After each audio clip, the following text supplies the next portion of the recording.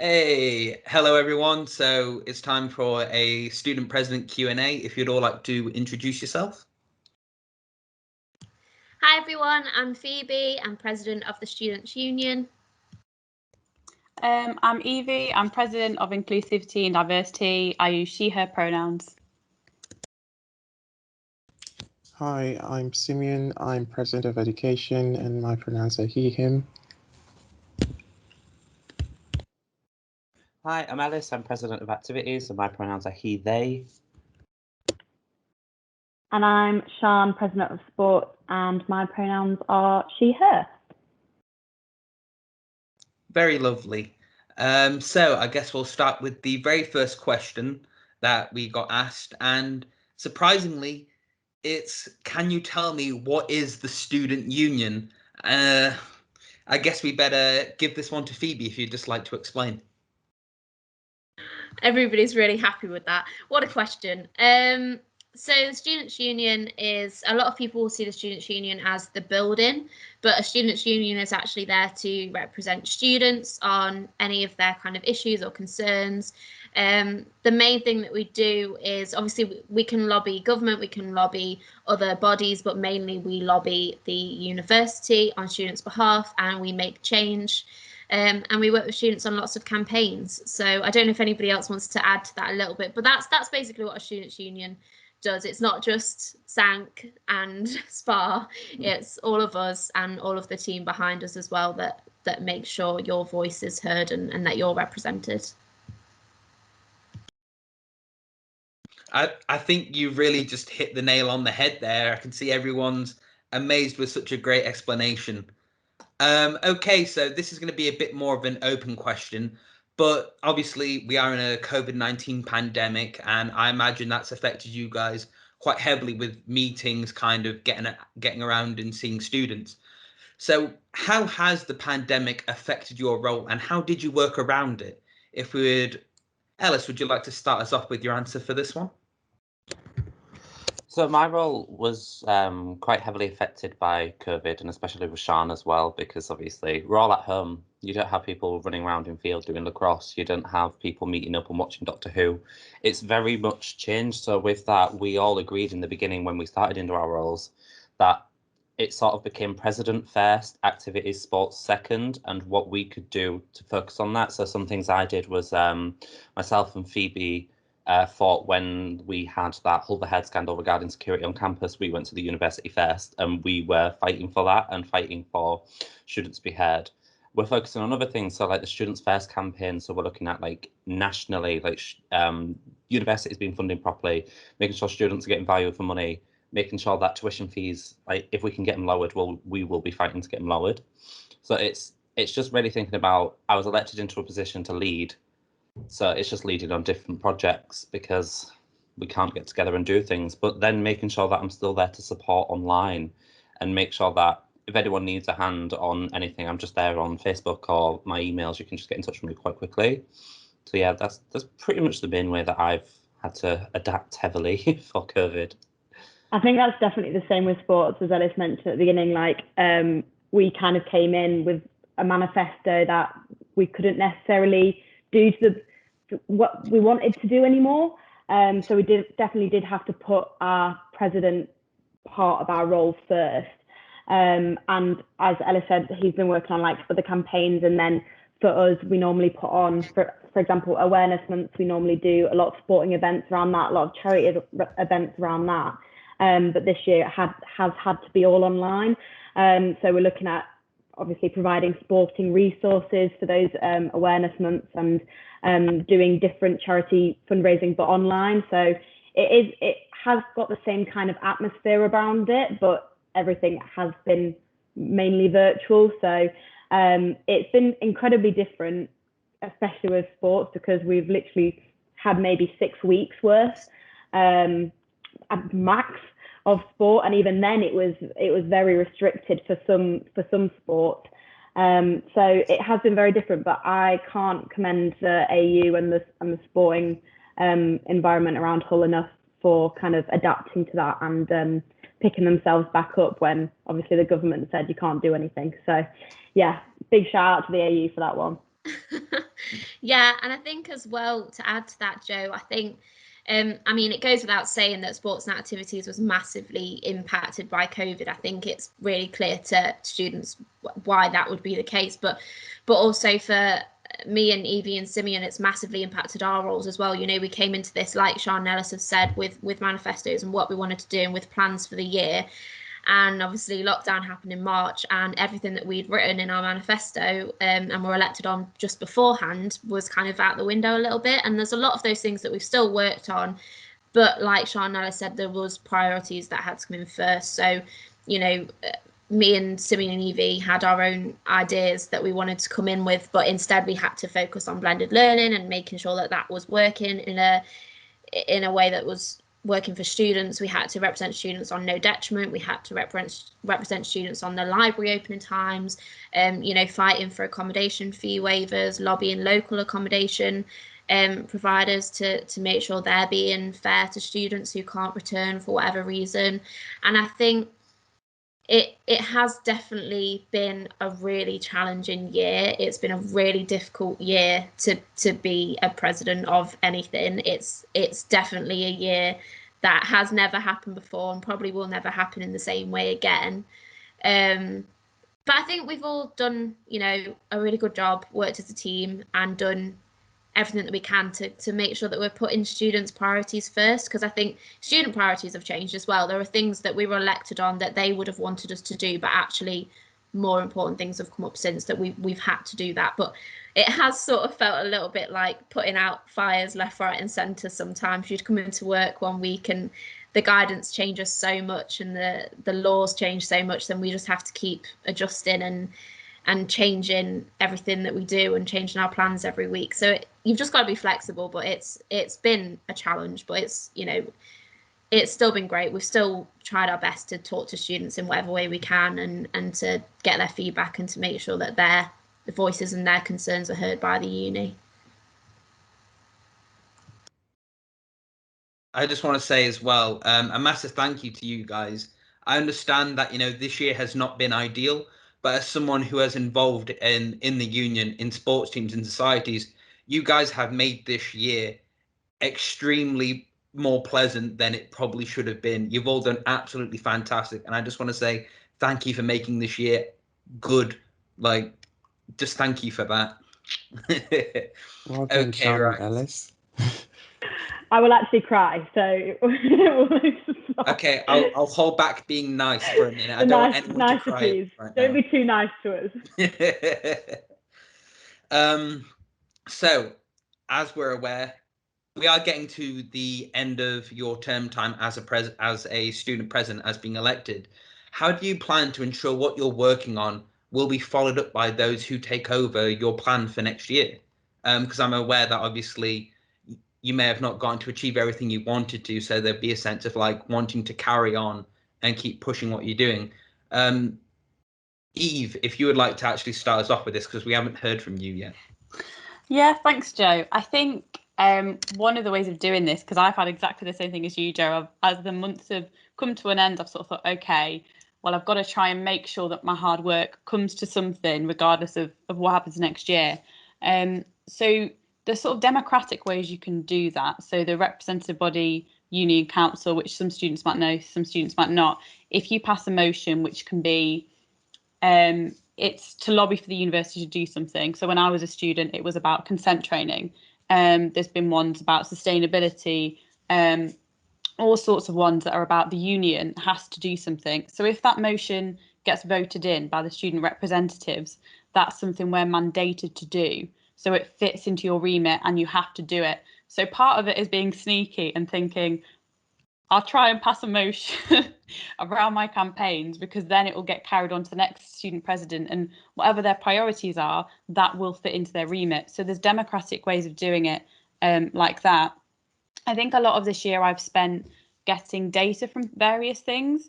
And so hopefully that means that it will be easier in the future for someone to have something to work with if they've got student backing, if they've got data.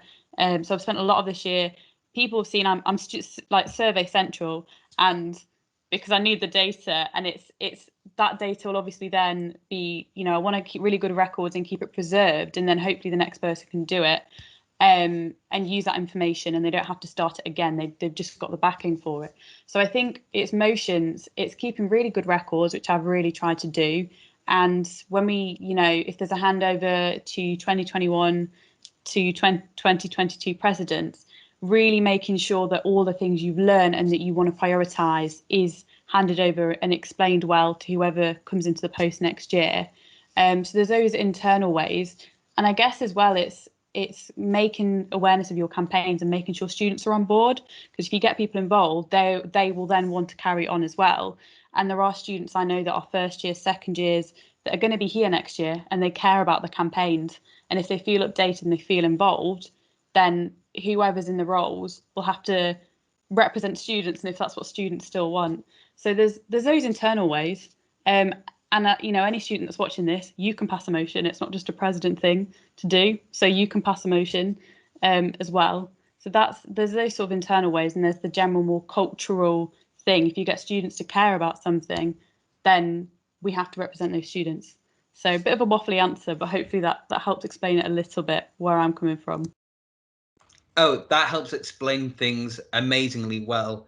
Honestly, thank you for sharing all that information, because the chances are a lot of people are probably unaware that they can pass motions and just are unaware in general about how everything runs. Simeon, I could see you unmuted there for a second. Is there something you would like to add? Yeah, I was just the only point I wanted to dwell on really was the fact that I don't think anything like any of the work that we do that students are passionate about is ever really gonna die, even if we move on. So the most important thing about the Students' Union is the students at the end of the day. And so far students are passionate about anything, it doesn't matter who's in the roles. It's either you're gonna do it or somebody's gonna do it. Like students are very much capable of doing stuff themselves. I mean, I think it's a privilege that we're here to represent them, not the other way around. It's not like if we're not here, then students' hands are going to suddenly get tied. So the most important thing is always about students being confident and being able to raise their voices to whatever issues or concerns are around them, and basically give us that privilege really to be involved and support them as best as we can. So that is always for me the most important thing with students' unions. If that keeps happening, then nothing that we do really is going to not get done at the end of the day, if that makes sense. Yeah. Thank you, Simeon. That's a really good way of saying things, and I don't think anyone could have said that better. Okay, so moving on to the next fun list of questions I have here. This one will be interesting. So, can you tell me one change you would love to see happen within the union or the university as a whole? I know this is going to be a tough one, and you might need to think for a second. So I'll just give you a second to have a think about it as I just talk, because I know that's quite a big one. Does anybody feel brave to go first for this one? I mean, I'm quite brave personally. I've got like, do you need a list, or does it have to be one thing? Can't it be like 2, 3, 4? Okay, so since I've been here as sabbatical officer, I guess one of the first things I was sure from the start that I was going to work on was the BAME awarding gap, particularly the I think data suggests, for those who don't know what the BAME awarding gap is, it's basically a gap that shows that data suggests across HEs, not just in Hull, across the higher education sector in the UK, that BAME students are about over 12% much more likely to graduate with a 2 to a 3rd class than their white counterparts, and it appears to not be declining, if that makes sense. And then in some universities, if you drill to particular ethnicities, some do worse like others. Like other universities, their main problem is like the Asian awarding gap, or things like that. But Hull, it's particularly the Black awarding gap, and that Black students tend to perform lesser than everyone else across the piece. And so, yeah, during the pandemic T2, that's the second trimester of 2019-2020 academic year, even though data suggests that Black students actually did their best over and above their white counterparts and every other ethnic group within the BAME group of students. They still graduated with worse outcomes than the previous year.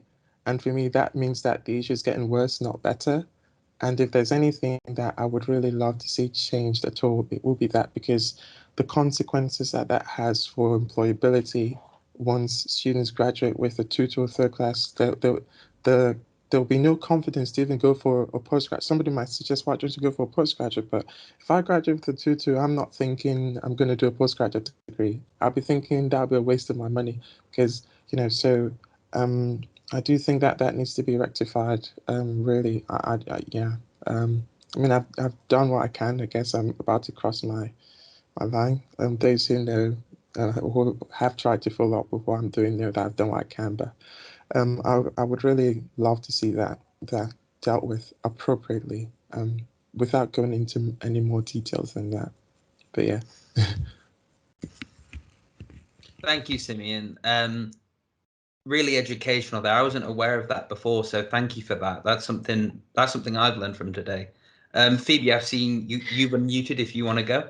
Yeah, I mean, it's a big question, so I'm going to be a typical politician. I'm not going to say that this would be the only thing that I change, but I'm just going to name one thing that I would change, and it's a very vague thing, so I apologise for that. But I think something that I would definitely want to see, and bear in mind, it would be different if we weren't in this COVID world anyway.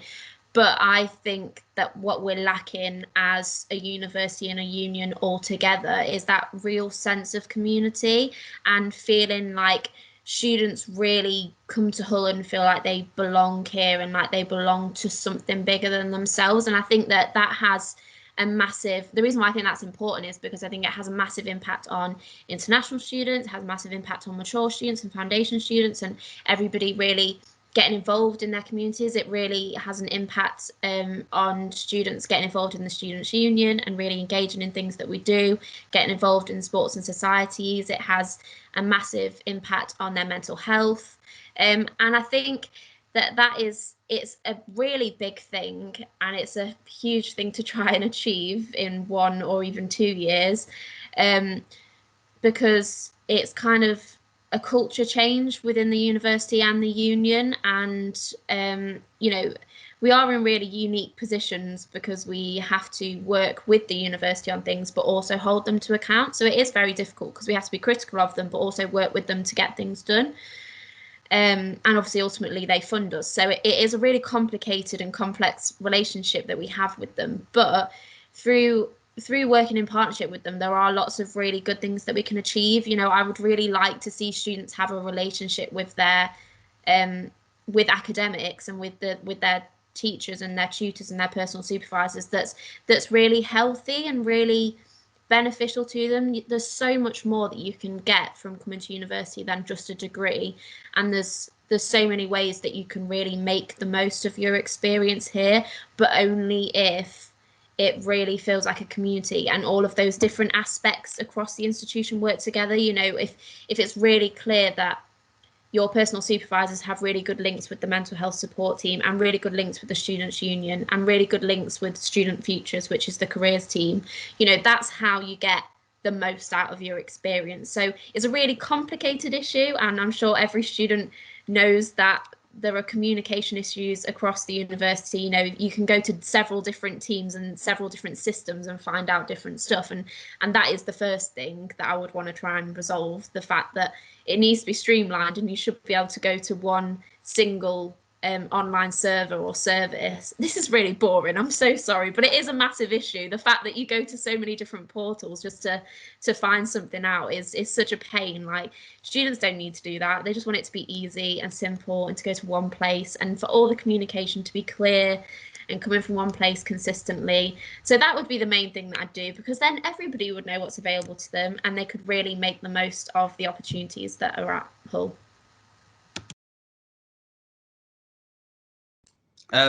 Thank you. Honestly, that's amazing. Sorry, I'm just blown away by the elegance of that answer. Like, generally, like, such a solid answer. Eve, I see you're unmuted if you want to go. Yeah, I think for me it's well, I'd say particularly it's sort of our Black, Asian, minority, ethnicity students and their relationship with student services. So whether that be things like the mental health team, the disability inclusion team, the processes if they want to report something that's gone wrong or discrimination. So I was just going to say Black, Asian, minority, ethnicity, mental health, but there's a few sort of things off that.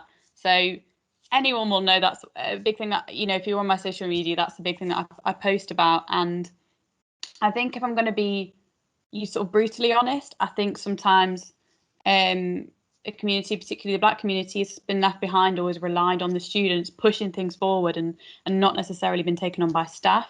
And I think there is a bit of a change happening. I think there is more priority happening. But what I would say is we need to make sure that, and I think I mean, you can see it'll be up on the website soon. It's on my social media. The results show that a lot of students aren't necessarily aware of the support services. They're not aware of the training they undergo, and there is still a gap in the training. And it can be difficult to go to somebody, for example, and talk about your experience of something like racism if you don't feel like they're going to understand you, have lived experience, have the training. And it's, you know, from my perspective, it's completely understandable that some students don't feel comfortable accessing that service. So we need to really shine a light on what exists that might make students feel comfortable and then fill the gaps.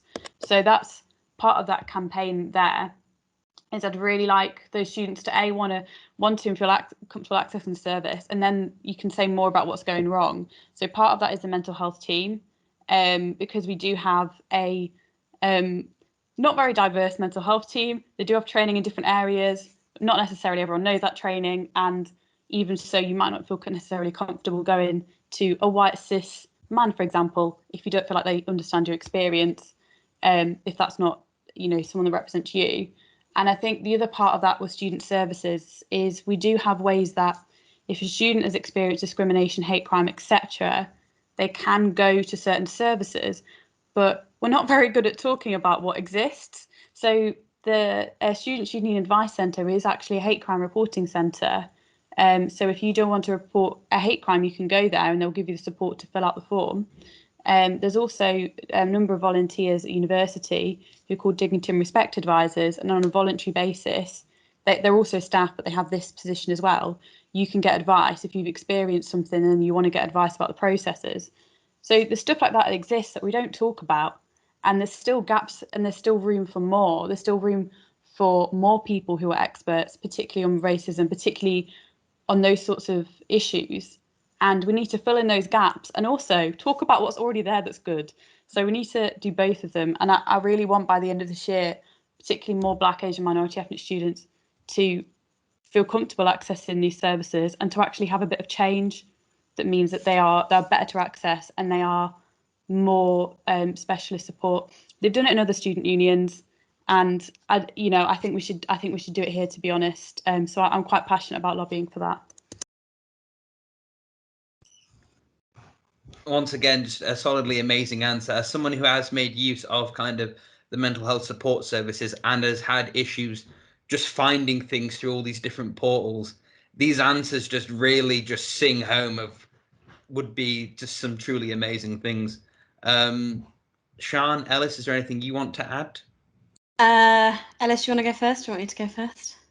Well, I feel like I can answer for both of us on this one in the sense of more funding to sports and activities and free sports and activities. So like if the university were to fund us and then all students can access sports and sports facilities and all things beautiful and put money into like the society's grant and the sports grant and just make our groups like free and accessible to everyone, so that way if you're coming to university and you're from like a lower income background and spending that money is a bit more of a worry, you wouldn't have to worry. You'd be able to be like, oh, I'll join 10 societies and 15 sports teams and have no time to actually do my degree. That's what I want. Although I do want you to do your degree, I want you to have fun. And that'd be just the best. Yeah, I'll kind of echo that. Obviously, more money would be amazing. I also kind of want to jump on Phoebe's point as well of like the community feel and getting those links with the university to make it more of a group approach to in the sporting sense, look at kind of rebranding what sport is at Hull and how people not only like look at it, but also like respect it as well as a kind of massive part of a lot of student experience. So Books released a paper that I always go on about in meetings and stuff for the about around the value of sport on student experience. So kind of looking at that and the layout of that and how we can improve each section. So for example, they have a recruitment section, a retainment section, physical health and well-being section. So all of these different things that maybe we're as a not only a union but as a university are maybe lacking. For example, you don't see Hull as a sporting university, for example, but the amount of sporting opportunities that we have and the level of sport that we're playing at and representing can't be overlooked. And just because we're not necessarily a sporting university doesn't make us any less amazing at sport, if that makes sense. So for me, it would be kind of rebranding it as maybe not your typical sporting university, but looking at those recreational sports, as Ellis said, maybe the free sports that break the barriers down to participation, looking at retainment, looking at how sport and being a part of something makes your student experience so much better that you want to stay. You are motivated to do your degree because you know you've got training on a Tuesday night, so you need to get your essay done by the Monday afternoon, that kind of thing. And just looking at all the benefits of sport and how the university can maybe support us a little bit more, maybe on the financial side, maybe on the I don't know, social media side, maybe on the kind of coverage side. But yeah, those are the kind of things that I would want to look at, like looking forward and people in the roles going on from me. Once again, just a fantastic round of answers. Thank you for all of this. I'm sure everyone who will watch this or kind of read the closed captions or just kind of, I'm sure everyone will get something from this. I found this really to be kind of almost inspiring in a sense. I'm like, yeah, go on, Hull. We're going to be great. All right. So moving on to the next question. I think this is one that will surprise a lot of people. How do you collaborate with each other as student presidents, and what are some examples of your collaboration? Because I think sometimes people see the student presidents as like an island where they don't really, it's like they do sport, this is the president of education, and there's kind of no mix between. But obviously I'm aware that behind the scenes there is a lot of collaboration with ideas and supporting each other. Would anyone like to jump in on this? Yeah, so yeah, I do agree. Lots of people see us as kind of like 5 separate, distinct roles that don't interact at all. It's just really not the case. In fact, it's totally the opposite. And especially this year as well, it's definitely the opposite. I would say that no individual, I think every individual president is as strong as the whole team, because I think we all rely on each other a lot. But we work together on so much. We work together every day. We meet really regularly, and we all will collaborate on various different things. So me and Evie have worked a lot together this year on sexual violence and consent, but also mental health. Me and Simeon have worked together a lot this year on blended learning and no detriment. Me and Ellis has already picked up on the things that we've been doing together, and me and Sean are now getting to work together as well in terms of One Hull of a Woman and planning for kind of some of the more exciting in-person events that we can do when we get back to it, if it all goes to plan.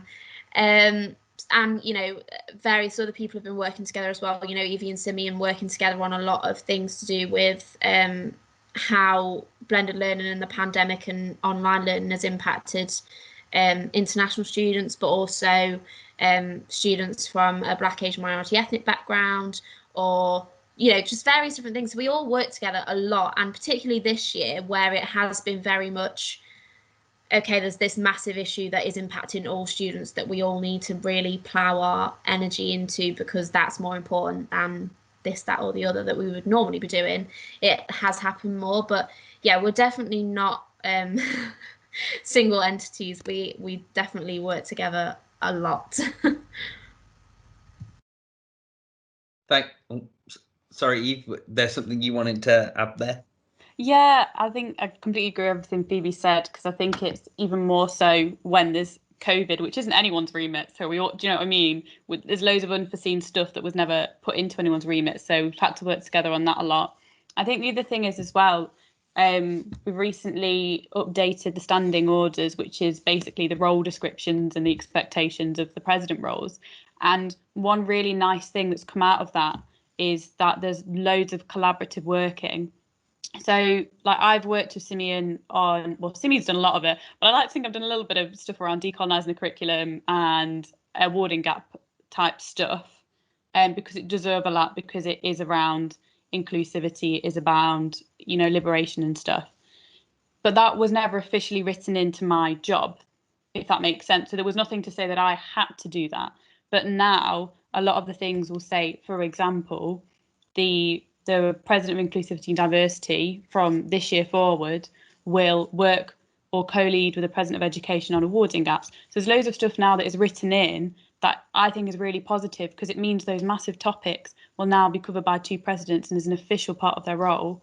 And I think as well, a lot of the team, to their credit, have made their job a lot more than what it is. And I think Sian's a really good example, because Sian's done stuff around a trans inclusion policy in sport, which isn't in her role description. It's not something she had to do, but that's obviously, you know, collaborated with me on that and that sort of thing. So there's opportunities, I think, where especially this year, Sian and Ellis have had to be quite inventive, and think, okay, we can't actually physically get out there, but we can make sports more inclusive while we're waiting, or we can make activities better in this way or that way. So there's loads of ways where you can look beyond your horizons and then go, okay, well, we can do this thing. I can make sports more than just organising sports events. It can be, how are we making sports inclusive? How are we making sports employable? And but yeah, and I think with the new role descriptions, it will be even more, as I was saying earlier, Joe, like everything, as long as it's recorded, written in role descriptions, that's how it continues and campaigns aren't dropped. So when it's written in and it has been written and approved, you know, there'll be even more collaborative working, which I think is really, really good. Simeon, go ahead. Yeah, like I was just going to add that one of the things that we do as sabbatical officers, or as president says, for each of our objectives, goals that we set out to achieve, one big piece of it is trying to understand what parts of the university you need to raise these issues with, or where this needs to go, what do you need to do with this sort of thing. And part of that kind of strategic thinking is thinking who you need to work with regards to this. Like Evie and Phoebe already alluded to, some of the work around the BAME awarding gap is not just with academic and teaching staff. There's lots of other underlying issues that also further that gap. There's the fact that BAME students tend to feel kind of isolated and excluded from the rest of their peers, because there's just them in their cohort most of the time, or maybe one or two of them as part of their cohort, and then that kind of leads to issues of loneliness and sense of belonging and all of that. So whilst the data would suggest that students find their sense of identity, kind of identify more with their course or program than with the university. So people feel, I'm a biochemist first, then I don't think it works the same way with BAME students, because of that particular thing. You see what I mean? So there are lots of other issues, and it's trying to think about how we kind of support those students, you know, within our various areas, what things in student services need to look at these issues, what parts of the academic side of things do we need to be looking at to raise this sort of issue. So it's just an example, really, just to put things in a bit more context, some of the thinking that goes behind some of the things we do. So it might not always look like it, but we're always thinking, what do we need to do? And sometimes if we're not going to work in partnership, we're always happy to throw ideas, like you could do this, or ask questions like, do you guys think this is a good idea? So that is also part of still working together, even though we're not necessarily heavily involved, because it's always important to still allow individuals to have that space to express themselves. I think that's very important still. But we're always running things past each other every now and again here. So.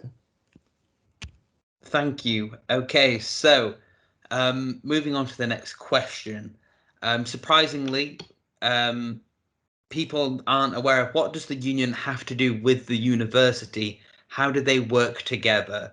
I'm sure you've all been asked this question countless times. Phoebe, I guess this is really the question for you here. Yes, so I've kind of alluded to it a little bit already. It's a very complex relationship that we have. My hand just disappeared. That we have with the university, because, yeah, like I say, we're there to criticise them and to lobby them and to hold them to account. But equally, there are lots of things that we work together on. So it's entirely possible that you could be in one meeting in the morning saying, we don't really like how you're doing this, or students don't like how you're doing this, and we're telling you not to do it like this anymore, can you do it like this instead? And then in the afternoon you might be working with members of university staff on a totally different project. And I think the main, as well as that, there's also things that we have to do. So there are things that we have to work with them on and committees that we have to go to. I think a lot of students don't realise how many meetings and committees you have to go to as in these roles, you know, massive kind of decision-making bodies at the university that myself and Simeon and Evie get invited to particularly. And me and Simeon seem to be at all of them. And it's a little bit exhausting sometimes, but this is where most of the decisions get made. So it's important, obviously, that we have student representation there. But I think that the main thing that maybe students don't necessarily always realise, and that I think, if we're being honest, we didn't necessarily fully understand until we came into this role, and I think most past presidents would say the same, is that you don't really realise just how many people you will touch base with in the university. It's not just a case of working with the leadership team or the vice chancellor. You'll be talking to everybody from all different areas, so from student services and from Hull Sport in Sian's case, and from associate deans of education and associate deans of student experience, and various different people. So you'll work with hundreds of different colleagues in the university, and like I say, it's entirely possible that you'll be in meetings where sometimes you're just there because they've maybe asked for student input.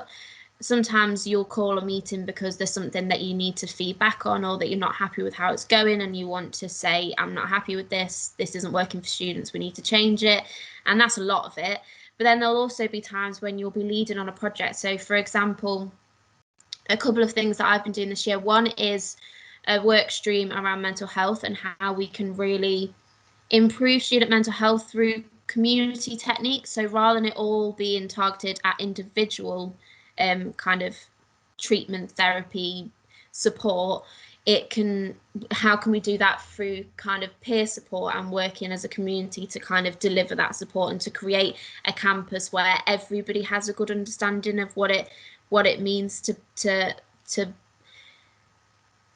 kind of have a focus on well-being and incorporate it as part of your day-to-day life. So that's one of the things, but I'm leading on that project, but most of the members of that work stream are university staff who I'm working with, because obviously it's only through working with the mental health and wellbeing support team and through Student Life as well as the union that we really get the best outcome for students. And another thing that I've been working on this year was writing the new student experience strategy.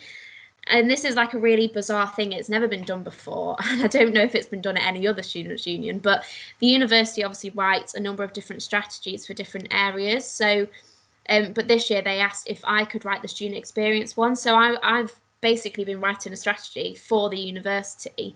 But the reason why they asked me to do that was because it gets a proper student perspective and hopefully will encompass a little bit better what students really want and what student experience really means to students. But that meant that me and Ellis and Sian and a couple of other members of the Students' Union staff team were working with the university to kind of pull that work together. So you work with the university every day. We work with the university just as much as, if not more than, the members of the Students' Union staff. As representatives, we work more closely with them than we would with some of our own staff team, for example, like the commercial staff, who we don't necessarily have much communication with, except for if we're putting on an event or something like that. So I think sometimes it can be really difficult for students to get their heads around it, and it's difficult for representatives to get their heads around, but we are essentially working in partnership with and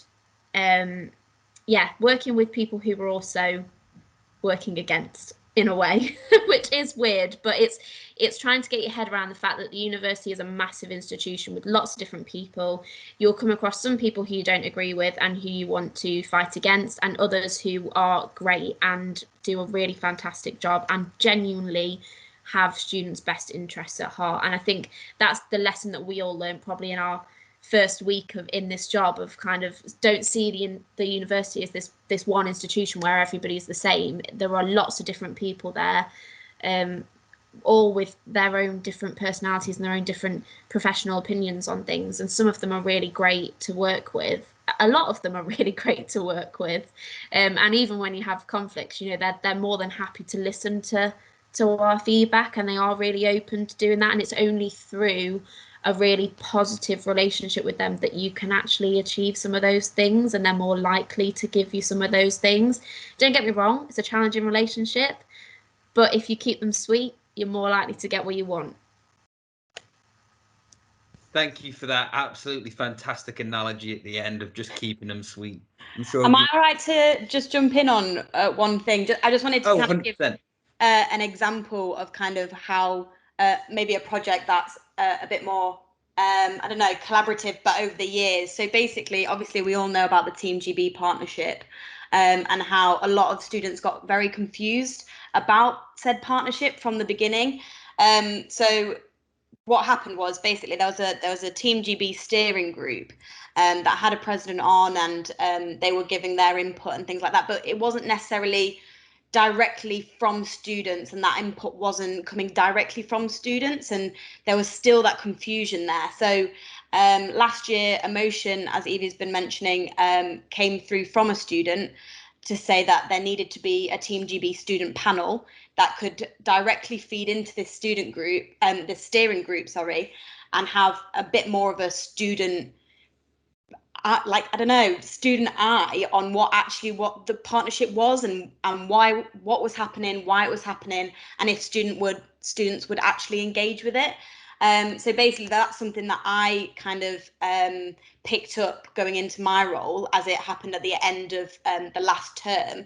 So again, as Evie mentioned, if you've been given a motion and it's passed, then that's something that the next president needs to carry on. So obviously happily to pick that up.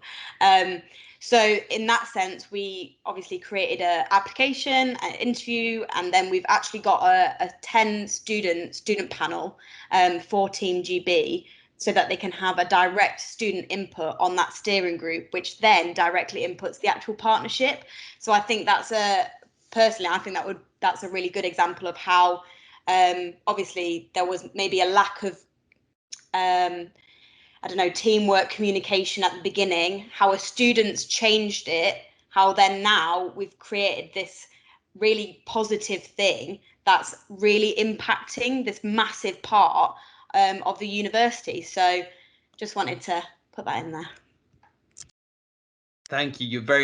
You're very welcome to put that in. Personally, seeing how the Team GB partnership has kind of shaped has just been really nice to see, because I will admit, when it was first announced, I had no clue what was going on with it. I did not understand it in the slightest. Okay, so we're on the home stretch now. We only have 3 questions left. So the first question of these 3 is for Sian and Ellis, and I think you can tell what question is going to be coming here. When will sports and societies start up again? Ellis, do you wanna hop in? What's this time? Well, obviously, there's a lot riding on the roadmap and the provisional dates that the government has given. But if they do stick to that roadmap, we will also be sticking to that roadmap. So from particularly a sporting side. From the 29th, we should be able to have outdoor facilities being opened, so you can get back on courts, get back on the fields, on the AstroTurf, whatever else you use, but also by kind of opening that availability up to almost the wider student population, so more student groups. So in that sense, we'd be potentially activities and societies can come and book the outdoor space to do some physical activity as well, as indoor restrictions are still quite tight at the moment. So obviously you've got the 29th of March, outdoor facilities opened, and I'm going to get this wrong. 12th of April, I believe, is the opening of like indoor gyms and indoor facilities, but only for individual and household usage. But then in that case, you can go to the gym, obviously, with your house or by yourself. You can book a badminton court if you wanted to play badminton with your house. That's just an example. Then the 17th of May, group indoor activity and fitness groups should restart, obviously, depending on whether the roadmap's stuck to. So that means, obviously, kind of indoor activity comes back again. Maybe, for example, you could just train with your team rather than with your house.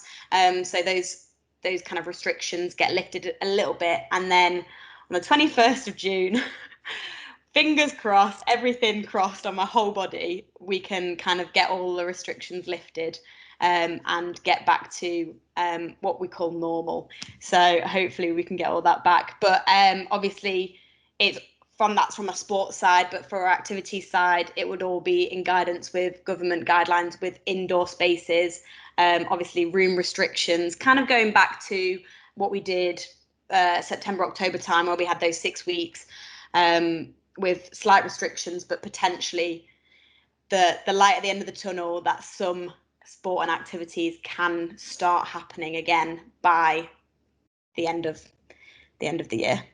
But fingers crossed. Yeah, for society, it's more the end of the roadmap, unfortunately.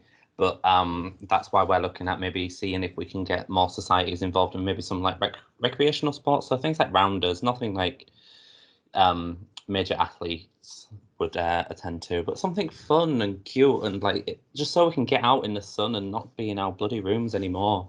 So it's just looking at seeing what we could offer and what people might want, but obviously hoping for that end of the tunnel and hitting that 21st, you know, going out and going to the pub, maybe welly, you know, things like that.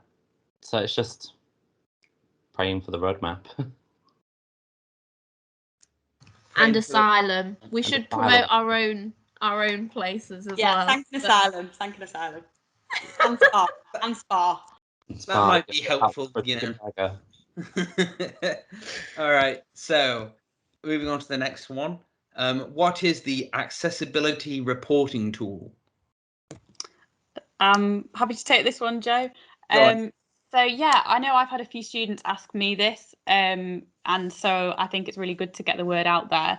So the accessibility reporting tool. So there's one that is digital, which is to do with IT. That's not what I'm going to be talking about.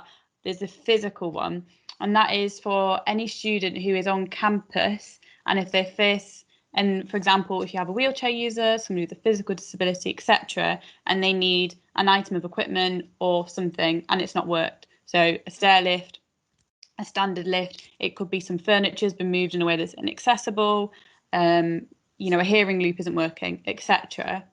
And what it basically is if you go on the support portal, which is on the landing page, or you can go via the Uni Full website, scroll down to accessibility, and it is report a physical accessibility issue. So the idea is that it will direct you straight to the estates team. The estates team are the people that manage campus. So you can go, for example, the stair lift in I've forgotten the name of the building now. In X building, I don't know, Wilberforce in. I can see the building in my head. I can't think of which one it is. It's the Applied Science, that's it. The Applied Science building isn't working, or the Wilberforce lift isn't working. This is the date, here's a picture. Then the estates team should get back to you via email and then sort of keep you in the loop as to when it's fixed. So I know a lot of students who've got disabilities don't necessarily know where to find it, or some people don't know it exists. I've heard that as well. But if you go on the support page, physical accessibility issue, and it will give you all the information there. But I'd really encourage any student who has an issue to do it, because it can really help them solve the issues and know where there's faulty stuff going on. So that's what it is. But happy for anyone, if they see this, to message me afterwards and ask for more info, or to give them a link. Awesome. Thank you, Eve. Okay, so we are on to our last question here. You can all breathe a sigh of relief. It's a nice one, you know. We're going to be reflecting on kind of, you know, what are some of the positives that you've actually managed this year? So the question is, also let me just make sure I get the word in right. I don't want to sound like a moron. As we come to the end of your term as president, you know, what's one thing you're proud of that you've done this year? What's one thing you're proud of?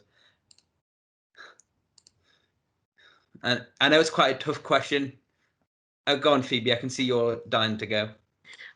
Yeah, well, I think one of the things that I'm proud of, I'm guessing Evie's going to say, because we did it together. So I'm going to let her pick that one up. That's a bit of a cheat, isn't it, really?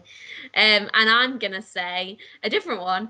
And I would say that I'm proud that we have got through it. That we've mostly got through a really difficult year, and most of the issues that the students come to us that are realistic, that, you know, that are reasonably we're able to achieve, we have achieved. So accommodation fee waivers, no detriment policy, safety net policy, reopening of the library. Obviously, there are still bits to work on around that. We're still continuing to lobby for partial refunds or full refunds of tuition fees and various other things that I know that students care about a lot. But there are several things there that lots of other universities and unions have not achieved at all. You know, several universities have not got a no detriment policy, have not had accommodation fee waivers, and me and Simeon have worked really hard all year to try and make sure we're representing students. So I would say I'm mildly proud that we've done an okay job given how difficult it's been. You've done an absolutely fantastic job. Obviously this year's been tough, but the fact that we've all made it through, we're all relatively still sane, we're all able, I think that's a massive, massive win. Go on, Eve.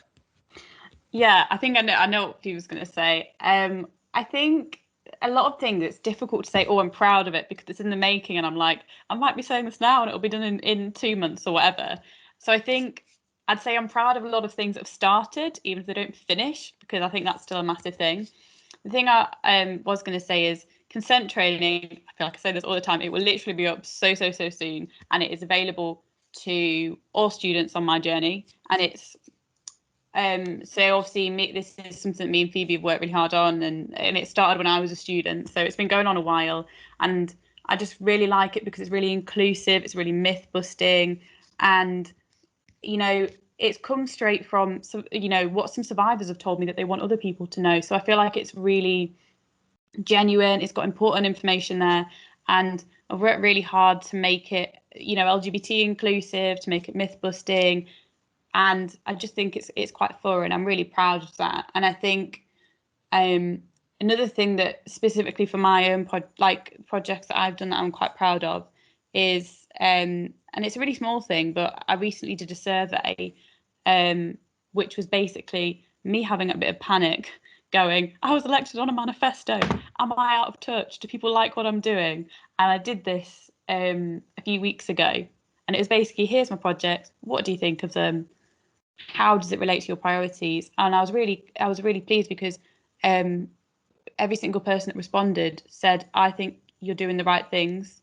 That sounds like a bigging myself up, but they said this is a priority. And to me, I thought, in a COVID year, I got elected like 2 weeks or whatever before lockdown. It was quite intense, but every single person said, I think your campaigns around closed captions, around sexual assault, around LGBT mental health, whatever it was, they thought that it was in the right place. And I think I'm really proud that I've check students' priorities and that I do seem to be doing the stuff they want to do. So consent training and also the survey as well would be my comeback. Awesome. Anybody else want to go, Sian? So I'm gonna do kind of two. One, just an overall vague one. Obviously, as I've said before, just massively proud of our student groups and especially our sport clubs, just because. So, like, one of the questions I was asked before, obviously, we were straight into lockdown after we got elected, was what is President of Sports without the sports? And I think the clubs kind of went in with what is our club without the actual physical activity of our club. And everyone, and I mean literally everyone, has blown it out of the water, whether that be through virtual socials, fundraising events, online, like women's rugby did like how to fall safely and things like that on Zoom, and it's actually crazy how creative our groups have been, and it honestly has blown me away. And then for a very specific one, I think obviously Joe, you were involved in it, but our Movember campaign just blew last year's out of the water, and all past years as well. But we raised, I've just got the total here, £21,000 and £21,075 as a total, and it literally blows my mind how generous and how engaged student groups were, and obviously loads of guys came forward to be a part of the Movember video, and all the mixed teams and the female dominant teams that came forward to support the movement as well, and we just literally blew it out of the water. And it was a very proud month when we'd literally just gone back into the second lockdown. So really hope that next year we can just carry on building that, and over the next couple of years really hit out of the park again and again and again, because it is really important. And I think we've done just an incredible job throughout the whole year in the sense of sports. So that's mine. I guess Phoebe already listed my stuff, so I was like, what am I going to say now? Because from the very start of the year, I was working on trying to get some sort of no detriment policy for students, particularly because it's my belief that that went down really well with students with mental health issues in terms of supporting them. I know that it's not because it's not the fact that they were always going to need a no detriment policy or some sort of safety net, or they're going to need 14 extra days to always complete their assignments, but it's that kind of calm, that sense of calm that comes along with having some sort of support structure in place that then enables you to be able to actually focus on doing work with less anxiety. And I think that that is a part of having those sort of things in place that sometimes doesn't always get captured as part of decision making. People are more focused on whether it's appropriate or not, and not looking at whether students are dealing with anxiety or and things like that. So, I mean, I was happy that that finally went through, although I would have hoped to get earlier. So that was a good thing to have. Yeah, the library is open again. So that is really massive. I would again have hoped to have that open much sooner. It's been a really difficult time for students. I wouldn't be able to imagine studying without the library. I know that whenever I really needed to get stuff done, I mean, if we weren't trying to be PG here, it wouldn't be stuff I would use. I'll use the other S word.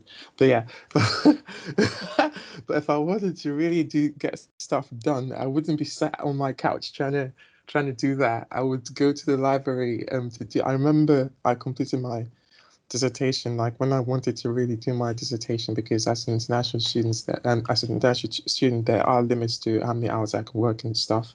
So when I started my role, I kind of started whilst I was doing my dissertation with limited hours and all that. So I really needed to get my dissertation done, and I booked off like 2 weeks and went to the library and finished a master's thesis within 2 weeks of steadily going to the library. And I just picture any other student who's in my shoes trying to do their thesis at home. I had 3 systems open. I had my laptop open and I sat at one of those systems with 2 screens. And each of them, one would have a journal, one would have a table with data, and then my laptop would be where I was typing everything. So I can't imagine how difficult it must have been for students over the past few months trying to get stuff done at home. The medical students who are approaching their final exams, you know, and there's just lots of students with who I'm just glad this finally got opened, and I hope that, you know, students don't get negatively impacted by the fact that it's taken this long, and that still, you know, kind of helps them anyway. So yeah, this will be my kind of 2 or 3. Did I subtly mention 3?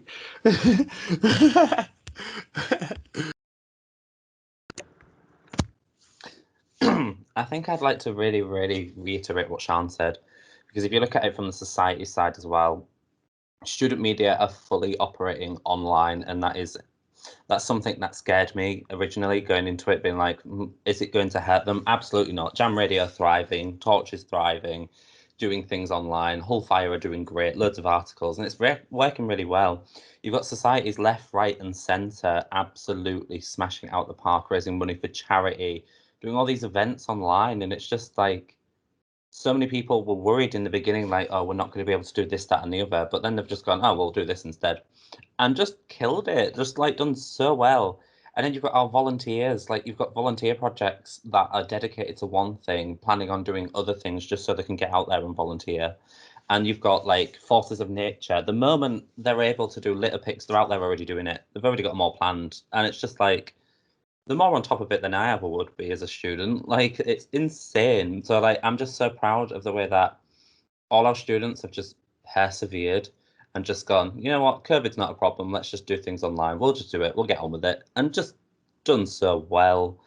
And like, some of the events that I've seen from afar are great, like Crystal Clear and their DJ sessions on a weekend, and the amount of money they've raised for different charities, and like their memoriam DJ set for Conor Macy, who was one of my friends who died this last year, was like, it was really touching and like really good to see. And like, when I was in touch with his parents and a few of his friends from home, they were just like so thankful to see like all these students coming together and remembering someone. And despite all the problems that COVID's brought and all the lockdowns, they're just out there killing it. And it just, every day I see it, and it just makes me like really happy to see. And it's just like, it's just really good to see all these groups just out there doing it. And yeah, my other thing would be all the little track changes I've done in my zone. That's it. Like, I haven't done anything majorly big yet. That's coming. But all the little things really will lead it. So in the future, when there's no lockdowns, it's all improved and all different, and just really modernising how the activity zone works, because it was quite untouched and not really representative of the students who were under the zone. But it'll be very different, and I just look forward to seeing it, really. Joe, can I just say one other thing? Yeah, sure thing. Yeah, I think one other thing that we should all be proud of is, I think people don't necessarily always understand the kind of integral part that we play in the actual organisation, and kind of how involved we are in actually running WHOSU. And like every organisation this last year, it's been a really big struggle. It's been a challenge, you know, financially, amongst lots of other issues. And you know, we've all played our part in getting a multi-million-pound organisation that is there to support students, and ultimately usually would rely on students spending money there, which obviously they haven't been able to do, to get through. And we've all done a massive part in that, but also a massive thank you to all the staff team that are behind us, that have like really helped, because behind each of us there's loads of other people supporting us. A huge thank you to all the student volunteers, like Sian and Ellis have already alluded to. There's also part-time officers who help us with everything, you know, everything that me and Simeon have done and Evie's done and Sian and Ellis have done it's all been on the back of that really valuable feedback from student volunteers and from their support. And we've all worked so closely with them, and they've been incredibly, you know, you say that we're patient, they've also been really patient. They've had to come to union council meetings, which are exhausting at the best of times, but they've done them online all year, which is incredible. And you know, a lot of the things that we've achieved wouldn't have been achievable without them. And also just a massive thank you to students generally, because this year has been exhausting and challenging, and the way that students have come together, like Sian and Ellis have already alluded to, and I think, you know, like we've said, I think the way that they've come together as a community has just meant that it's made things so much better for so many people, and it's so impressive, because I don't know if I mean, I was a student right at the end of, like, as the pandemic was starting, and did my dissertation in it, but I can't imagine doing a full year in it. And the resilience that students have shown, and the fact that they still cooperate with us, they still talk to us, you know, our inboxes are still full, that means so much to me, because they still see talking to us as valuable and you know, a way to make change, which is great. And I just think that they've done an absolutely incredible job in what has been a really difficult year, and I do massively feel for students, and, you know, we'll all continue to do everything we can to make their experience better. But, you know, just a massive thank you for everything that they've done, and the way that they have just shown not just resilience, but that community spirit, and the way that they've all pulled together to even just follow the rules. It sounds like such a basic thing, but compared to other campuses across the country, our numbers have been so insanely low.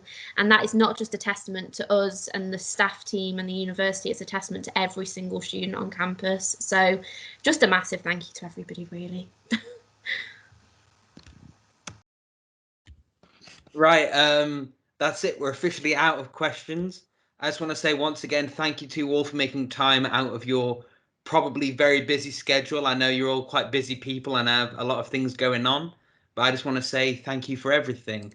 I'm going to go ahead and stop the recording.